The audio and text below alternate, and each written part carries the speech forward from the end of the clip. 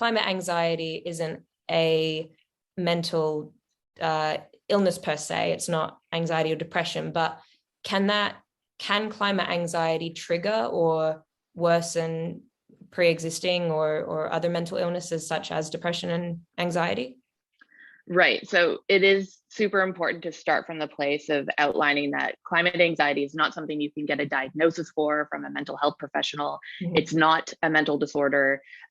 Rather, it is a natural and normal response to an unfolding existential threat. And so it marks one's connection to what's happening, a sense of a wakefulness, right? Mm-hmm. Being aware, being out of a state of disconnection or denial. And therefore feeling the difficult emotions that come with bearing witness to ecological loss and uncertainty about the future. However, it can become extremely distressing. There are different ways in which it can manifest in one's life. And although it's healthy to feel some of this, if it becomes so overwhelming that it starts interrupting your daily functioning, right? Like whether you can sleep, whether you can do your job, whether you can study, whether you're eating properly, and so on and so forth, how it's, coming up in your relationships is something that could particularly be divisive between you and people you love. All of that becomes a difficult load to bear, and then you may need real mental health help and support in order to live better with it, essentially. And yes, if people have pre-existing anxiety disorders, like general anxiety disorder, for example, climate change gives them something very reasonable to get anxious about. And so it can perpetuate and make more difficult underlying anxieties. But it is certainly not a prerequisite that you have to have any kind of mental health condition in order to feel climate anxiety. Got it. Because I did a survey earlier in the year. I don't know if anyone watching this was a part of it, but I was getting feedback from people all over the world, and they were saying that one of the most prevalent comments I was getting out of that was in regards to the future and certainty or uncertainty about the future, and people feeling like that sense of they might be lying awake at night and they're worried that they don't have a future, stuff that perhaps generations before us didn't have to worry as much about, or at least in this particular way. So when someone's dealing with this, so you said that they can't get a diagnosis, and it can sort of exacerbate other things or just weigh heavily on people. What kind of resources can people find out there? I know that you, Gen Dread and All We Can Save did a collaboration on emotional resources. Where can people find that? What resources would you recommend for people who think, oh, this sounds like something that might be on my mind or I might be experiencing?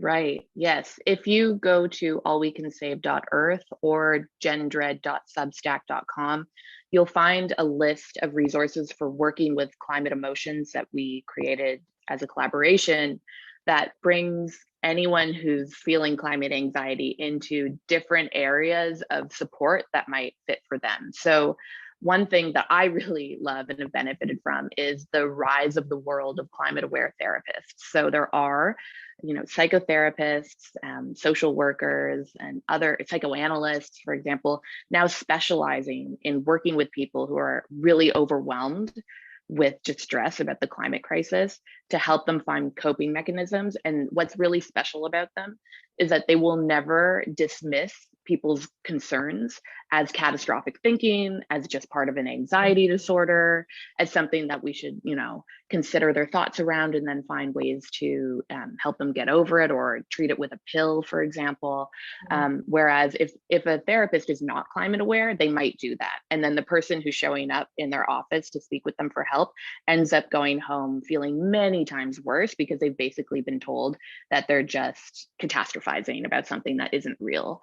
And obviously that can be really damaging. So now there's this whole world of therapists around the globe that are really specializing ways to legitimize and validate these concerns and then tap into the deeper emotional work that's needed to help people bear difficult feelings. Because what we're talking about here is a chronic form of trauma, collective cultural trauma that's ongoing and long form. We're in the climate crisis already. We're seeing its damaging effects. It's already killing people around the world in highly inequitable ways, right? And so bringing in that justice element for thinking about how to protect the most disadvantaged populations is an important, crucial part of working on the emotional and psychological sides of the climate crisis as well, and helping people harness their fear and their wakefulness for justice-oriented outcomes. All of these things are facets of the climate mental health aware field now. But it doesn't mean, if you want to work on your climate anxiety, that you have to go to a therapist. There's lots of different things that one can do. Yeah, and you don't need a professional to help you either necessarily. There are many interesting peer support groups now. So basically designated areas or groups, or almost like book clubs, so to speak, but circles, climate cafes, places where people can come and have their feelings be heard and mirrored. And you can meet other like-minded people who are also struggling and going through the same thing. So the Good Grief Network is an amazing organization that has a 10-step program that's actually anonymous, move through different grief and climate anxiety, and by the end of it, through community support, actually reinvest some of that energy they've lost from being so stressed out into meaningful actions, however they define that for themselves at this moment in time. There's climate cafes in different cities around the world, which are kind of casual places where people can show up and bring their whole selves without feeling shame or guilt, and just talk about how this is affecting their lives and ways they can collaboratively think of together to move through it. There's a circle that's recurring called Climate Awakening, run by Margaret Klein Solomon, who's an activist and psychologist, where again, it's the place where you can really have these feelings be an empowered and appreciated part of you, rather than a part that people don't want to talk about. And this is, important to mention, is that a lot of us who feel climate anxiety often still find ourselves in families or circles or workplaces or friend groups where we can't really talk about it, where if we do bring it up, it's dismissed again as being kind of like, hey, you're really overreacting, you're being dramatic, look outside, the sky's not falling, get over yourself, that kind of thing. Because when you talk about the deep fear or despair or hopelessness that the climate crisis can naturally inspire in people, it also triggers other folks' anxiety, right?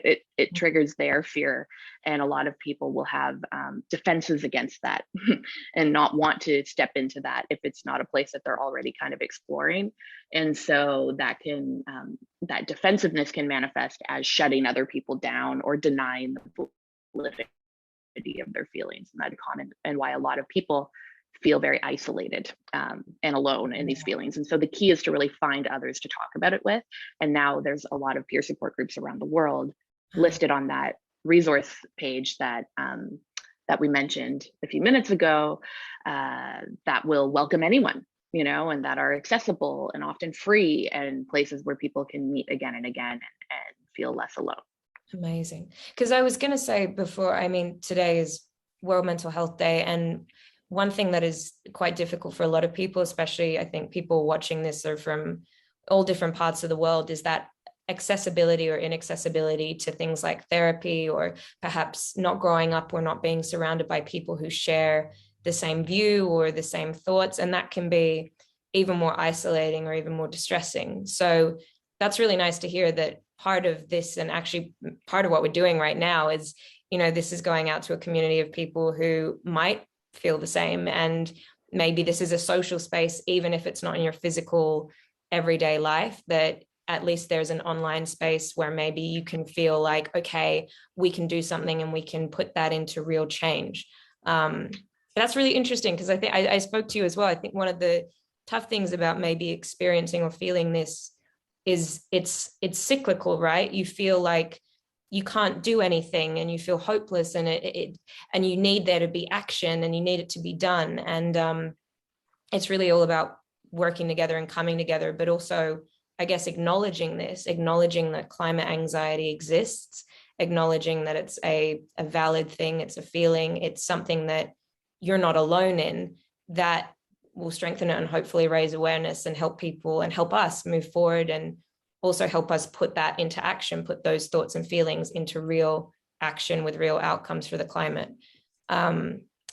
what would you say? I think this is my like maybe like last thing. If someone's watching this and they feel like, I think I'm experiencing this, I think I feel this, what would you say to them going forward? I would say you're absolutely not alone. There are many reasons to feel proud of being in touch with that feeling. It's showing that you're empathetic, you're compassionate, you're open and connected to the world, to nature, to vulnerable communities. You're seeing what's happening, and you're not stuck in this space of denial or disavowal around that. And all of those things are fantastic. But if it's becoming overwhelming, there's lots of ways in which you can help yourself live better with those feelings, integrate them into your lives, and basically become empowered through them. Because as you mentioned, there's a cyclical nature to it, and there's really a journey that one goes on after, let's call it a climate awakening. So when you're no longer just thinking about the crisis or intellectually appreciating it, as many of us have for a very long time, but it finally comes and settles in your heart and your gut, right? And it's affecting your nervous system. It becomes an emotional crisis as well as a scientific crisis in the world, but in the life of an individual. And when it's the thinking and the feeling that are brought together, that's a very powerful combination. And it means that there's then an opportunity to harness that experience, that emotional journey, for new forms of climate action, different ways of being in the world, approaching a community building differently for more sustainable, justice-oriented outcomes in the climate crisis. So a lot of people who have sought out support for their climate anxiety do report having more meaningful experiences with others or connections to the climate, and their way of being an advocate or an activist, or integrating the crisis into their daily job, even if it looks nothing like being a frontline climate worker. Because the climate crisis affects everything, you can tap into it from any approach. You can tap into it from acting, of course, as you're showing with your advocacy. You can tap into it from accounting. And it might not seem super obvious at first, but there really are ways in which to do that. And actually, Drawdown just released a report about making every job a climate job, which I highly recommend people go check out. Just Drawdown Labs, if you Google it, has this resource. And I would plug the climate psychology alliances of the United Kingdom and North America, who are leading in an incredible way on bringing the mental health field in close connection with the climate crisis, and providing these climate aware therapy resources that we chatted about. They have a directory about where to find a climate aware therapist, for example, if one would like, but then also many other more wide ranging resources about how to tap into ways of helping yourself. So yeah, that's probably what I'd say. Amazing. I will, for anyone watching this, I'm going to go back and I'll put all these resources together and I'll include them in a link so that they're easy to access. But thank you so much. Thank you so much for joining us. I don't know. Thank you so much for your expertise and for sitting down and taking the time to talk about this. Like I said, it's World Mental Health Day. The theme is nature. So this feels very timely with everything going on in the world at the moment. And I think and hope that it's been helpful for a lot of people watching this, and I've definitely learned a lot. So thank you so much. Of course, my total pleasure. And thank you, Katherine, for shedding light on this.